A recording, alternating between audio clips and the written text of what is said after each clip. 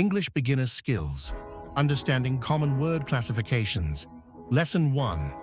Hey there, English learners. Welcome to our series on understanding common word classifications in English.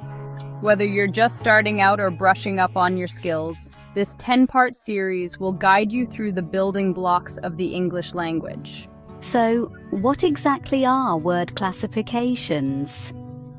Well, think of them as categories that help us organize and understand how words function in sentences. Every word you use falls into one of these categories, or what we call parts of speech. Throughout this series, we'll explore each of these classifications in detail.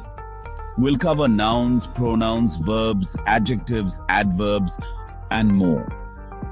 By the end, you'll be able to identify each part of speech and know exactly how to use them to form clear, effective sentences. In our next video, we'll dive right into the first classification, nouns. What are they? How do we use them? And why are they so important? You'll find out soon.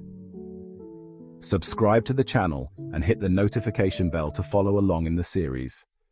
And for more English learning tips,